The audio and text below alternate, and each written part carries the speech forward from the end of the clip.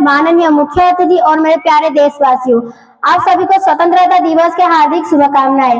आज हम सभी भारत का 80वां स्वतंत्रता दिवस मना रहे हैं। 15 अगस्त केवल एक तिथि नहीं बल्कि करोड़ भारतीयों के त्याग, बलिदान और संघर्ष का प्रतीक है। अनगिनत स्वतंत्रता सेनानियों ने अपने प्राणों की आहुति देकर हमें आजादी का अमूल्य उपहार दिया। उनके बलिदान के कारण ही आज हम सभी खुले आकाश में स्वतंत्र सांस ले पाए हैं। कविता की पंक्तियां। शहीदों के चिताओं पर लगेंगे हर वर्ष मेले, शहीदों के चिताओं पर लगेंगे हर वर्ष मेले, वतन पर मरने वालों का यही बाकी निशान होगा। तिथि नहीं, आजादी का मतलब यह अंग्रेजों की गुलामी से मुक्ति नहीं है, बल्कि यह हमें अपने अधिकारों के साथ साथ अपने कर्तव्यों का भी स्मरण कराती है। निष्ठावान है, संविधान का सम्मान करे, कानून का पालन करे, पर्यावरण की रक्षा करे, सार्वजनिक संपत्ति को सुरक्षित रखे और एक देश की एकता व अखंडता बजाय रखने में अपना योगदान दे। यदि हम विद्यार्थी हैं तो हमारा सबसे बड़ा कर्तव्य है ईमानदारी से पढ़ाई करना, 2 अपने माता पिता और शिक्षकों का सम्मान करना, 3 में जिम्मेदार नागरिक बनना, क्योंकि आज के विद्यार्थी कल के भारत की भविष्य है। कविता की पंक्तियां।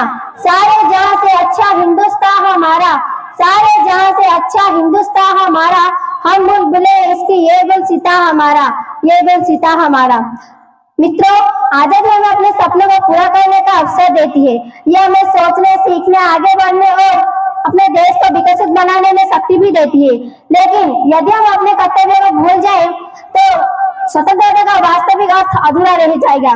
तो आइए इस पावन अवसर पर हम सब संकल्प लें कि हम अपने देश से प्रेम करेंगे, उसकी सम्मान करेंगे, हम हमेशा ईमानदारी और सत्य मेहनत के मार्ग पर चलेंगे, उसकी संस्कृति और स्वतंत्रता का सम्मान करेंगे, स्वच्छता अपनाएंगे और भारत को विश्व का सबसे सशक्त, समृद्ध और विकसित राष्ट्र बनाने में अपना योगदान देंगे।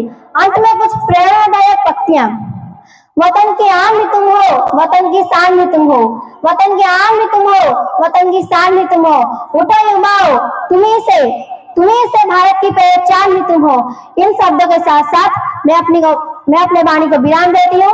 जय हिंद, जय भारत।